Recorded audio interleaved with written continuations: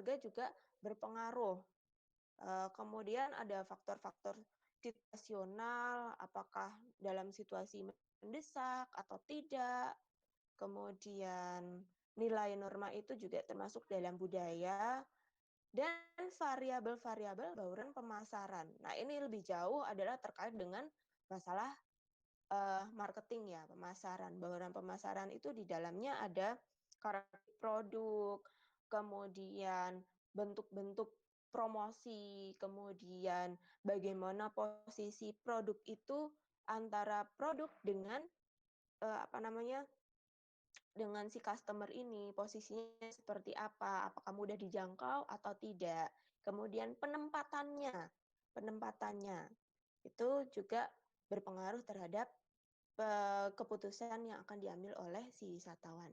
Nah, itu tadi faktor eksternal. Faktor internalnya adalah, nah, persepsi ini didorong oleh wawasan si wisatawan itu sendiri.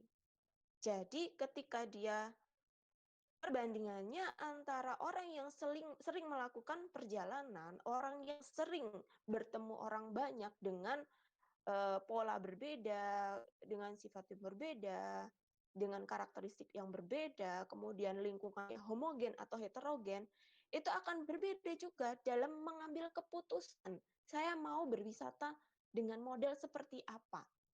Kalau dia punya lingkungan homogen, dia jarang keluar rumah, jarang melakukan perjalanan wisata, cukup dengan referensi teman-teman dekat.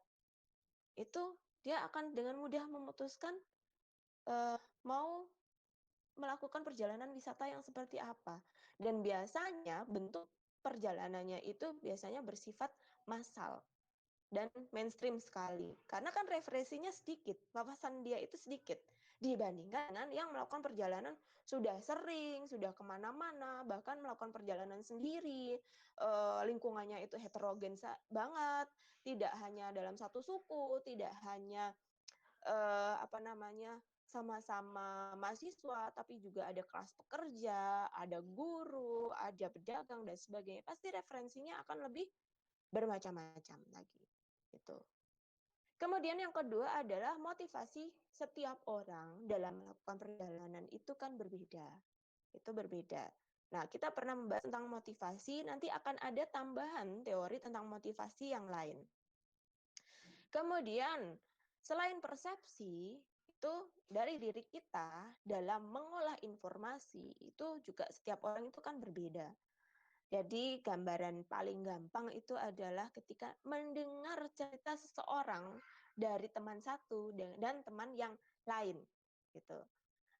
Ada orang yang ketika dengar, oh si ini nih, dia punya cerita begini. Kita langsung menangkap, oh gitu toh. Langsung menyerap informasi tersebut tanpa menyaringnya. Tapi ada orang yang punya pola pemikiran ketika dengarkan cerita satu orang, informasi tentang satu orang dari satu sumber, itu dia tidak buru-buru menjudge, tapi akan tabayun dulu, cari kebenarannya dulu, mempertimbangkan dulu, dan di sini dia lebih bisa objektif lagi, gitu. Kemudian pola pembelanjaan. Nah, ini apakah kita konsumtif atau tidak? Kemudian sikap dan keyakinan, kepribadian kita ini seperti apa? Pengalaman. Ini tadi yang berpengaruh terhadap persepsi dan pengolahan informasi. Kemudian konsep diri. Itu secara garis besar bagaimana faktor eksternal dan internal itu berpengaruh terhadap penentuan keputusan si wisatawan.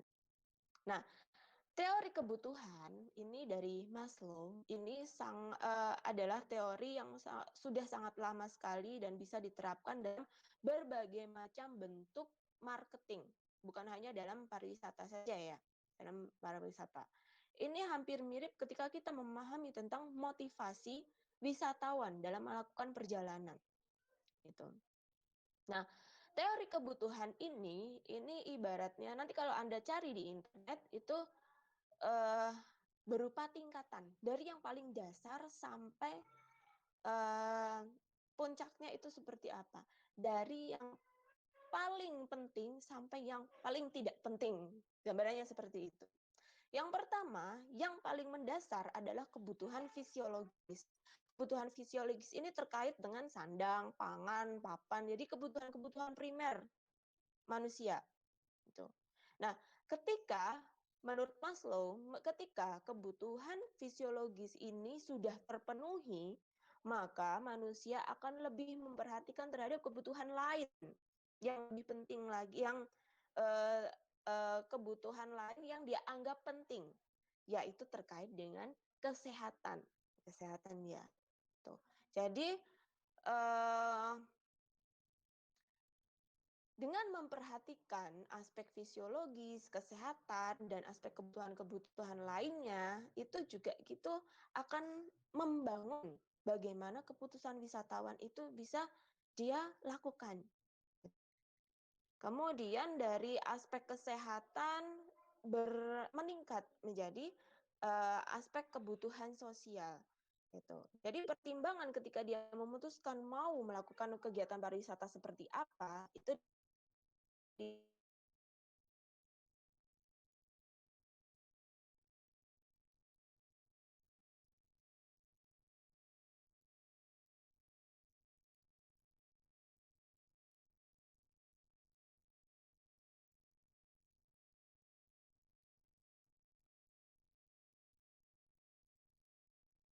prestis ini meningkat, lebih spesifik lagi akan membangun harga diri seseorang.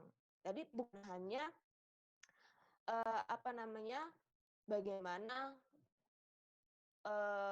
kelas sosialnya ini akan meningkat. Jadi pengakuan dari orang lain ya bahwa oh ya kamu tuh punya banyak duit ya, jalan-jalan terus gitu. Jadi di sini juga secara tidak langsung akan meningkatkan harga diri Anda gitu. Nah, yang terakhir adalah kebutuhan untuk aktualisasi diri. Nah, ini berbeda dengan bagaimana Anda mengejar prestis.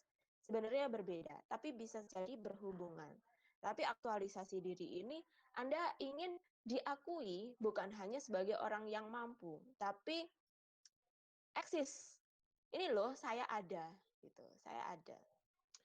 Itu kurang lebih seperti itu. Nah, eh, pola-pola dalam memutuskan bagaimana wisatawan itu ingin memilih atraksi seperti apa, destinasi yang bagaimana, kemudian akomodasinya itu lebih spesifik dia memilih yang seperti apa, itu yang perlu diperhatikan pertama adalah konsumen ini, wisatawan ini memilih barang itu berdasarkan kebutuhan. Gitu. Tadi kalau Anda masih ingat tentang bagaimana pola kebutuhan wisatawan, itu yang pertama poinnya adalah dia akan mengidentifikasi kebutuhannya itu sendiri. Gitu. Baru kemudian, nih, ini kita kaitkan dengan teori dari Maslow tadi. Apakah ketika saya memutuskan produk atau layanan ini itu akan memberikan manfaat secara optimal atau tidak gitu. Kemudian pertimbangan lain adalah bagaimana kualitasnya, kualitasnya. Dan yang terakhir ini poin yang terakhir adalah tentang apakah ketika saya sudah memutuskan untuk mengambil produk ini saja atau eh, pelayanan dari jasa si A atau si B itu apakah worth it? Kira-kira enggak harganya.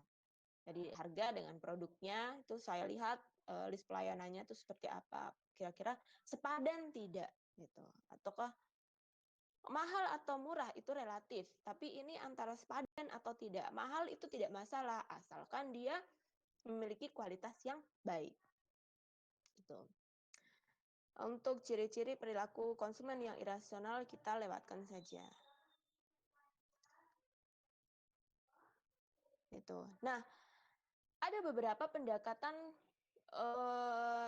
dalam, jadi ibaratnya kita ini persuasif ya. Kita bisa mempengaruhi bagaimana kita bisa masuk eh, memiliki peran terhadap keputusan si konsumen. Jadi tidak serta-merta dia sendiri yang memutuskan, tapi sebenarnya kita bisa masuk di dalamnya untuk mendorong memilih produk kita. Pertama, dengan pendekatan interpretatif. pendekatan interpretatif ini secara sederhana bisa dibahasakan adalah dengan mengenali perilaku konsumen itu sendiri. Jadi kalau kita tahu karakteristik dasar si wisatawan dari aspek sosiodemografis, psikografis, dan geografisnya, itu sudah masuk dalam pendekatan interpretatif. Kan kita akan menyesuaikan berbicara dengan orang Batak atau dengan orang Solo, itu kan berbeda dari logatnya berbeda, kemudian dari kosakatanya mungkin ada kosakata yang kita sisipkan, kosakata bahasa daerah itu kan berbeda. Kemudian mungkin dengan nada itu juga berbeda. Jangan sampai kebalik, ngobrol sama orang Batak dengan nada yang halus seperti itu, ngobrol sama orang Solo malah kita dengan nada yang tinggi dan keras, itu kan terbalik. Berarti di sini kita masih belum bisa memahami kebutuhan konsumen secara lebih spesifik lagi gitu. Nah, yang kedua adalah pendekatan tradisional. Pendekatan tradisional ini secara sederhana saya bahasakan dengan jalur psikologis kognitif. Jadi kita bermain psikisnya. Jadi kalau orang introvert itu biasanya biar dia terpancing untuk bisa ngobrol, bisa menyampaikan pendapatnya itu, kita harus melakukan pendekatan seperti apa ya, gitu. Tuh. Nah, ini lebih melihat dari aspek sosiologisnya. Kemudian yang ketiga, ini pendekatan ini lebih ekonomi ya, lebih mengarah ke ilmu ekonomi. Jadi pendekatan sains pemasaran. Di sini kita akan menerapkan ilmu ekonomi dan statistika. Secara mudahnya, ada teori tentang bauran pemasaran dan itu kita bisa terapkan dalam pendekatan eh, yang ketiga ini. Selanjutnya, nah ini yang saya tadi sampaikan. Saya akan memberikan gambaran tentang bagaimana wisatawan asing. Contoh yang di sini saya sampaikan adalah tentang wisatawan Jepang. Di sini saya akan memberikan gambarannya secara psikografis, mungkin lebih ke psikografisnya ya. Pertama, untuk masyarakat Jepang, bukan hanya wisatawan ya, untuk masyarakat Jepang, seorang tamu itu sangat dihormati, bahkan sudah sampai dianggap levelnya seperti dewa. Jadi sangat dihormati. Orang Jepang itu sangat mengedepankan rasa hormat terhadap tamu. Itu. Itu. Kemudian, nah orang Jepang ini kurang lebih mengenal adanya pembagian pembagian kelompok. Jadi dia menganggap ada orang yang saya kenal dengan orang yang tidak saya kenal. Ada orang dalam itu orang kawan saya, orang yang saya kenal itu tadi, yang akrab dengan saya, yang saya bisa memahami dia, dengan orang asing yang saya tidak mengenalnya. Itu. Nah, orang Jepang ini akan sulit sekali untuk berinteraksi dengan orang yang tidak dikenal. Semakin tidak dikenal, semakin berjarak, bentuk atau gestur hormatnya itu semakin dalam. Malah seperti itu. Itu. Kemudian ini juga dipengaruhi karena trust, rasa percaya, jaminan mutu bagi masyarakat Jepang itu sangat penting. Jadi ketika bahkan dalam interaksi dengan orang lain, ketika dia tidak mengenal, itu dia akan sulit untuk berinteraksi. Kemudian orang Jepang itu juga senang sekali menimpali pembicaraan orang lain. Berbeda dengan memotong pembicaraan ya. Jadi menimpali itu adalah dengan memberikan respon. Oh iya, oh begitu, oh menarik sekali ya. Nah itu adalah bentuk penghormatan ketika dia berbicara atau berkomunikasi dengan orang lain bahwa dia interest dengan topiknya, dia menghormati bahwa orang ini memberikan topik pembicaraan yang menarik seperti itu. Gitu. Dan orang Jepang ini tidak ekspresif tidak ekspresif. Jadi, Anda harus berhati-hati dalam memberikan, atau bersikap dengan orang Jepang, sangat harus berhati-hati, apalagi Anda menyadari bahwa Anda ini bukan kalangan orang dalam mereka, gitu. Ibaratnya orang asing yang baru kenal, seperti itu. Dan karena dia tidak ekspresif, sehingga apakah dia senang atau dia tidak senang, itu ekspresinya akan sama, akan tetap memuji, akan tetap tersenyum. Itu sulit sekali itu sulit sekali. Tuh, saya persingkat saja. Nah, tambahan di sini, karena sulit sekali untuk bisa memprediksi bagaimana, ekspresi dari orang Jepang ini, maka Anda harus tetap bersikap santun. Sama halnya dengan orang Jawa, orang Jepang ini punya tingkatan dalam, penghormatan. Dari, ketika Anda bertemu dengan orang yang, memiliki kuasa lebih tinggi dari Anda, eee, kemudian berusia lebih tua, atau dalam situasi formal. Nah, itulah Anda dituntut harus tidak bisa dinego lagi. Anda harus bisa menjaga sikap untuk bisa menjadi orang yang lebih santun. Nah, kemudian di sini saya akan menjawab pertanyaan-pertanyaan yang kemarin sudah dibuat. Yang pertama,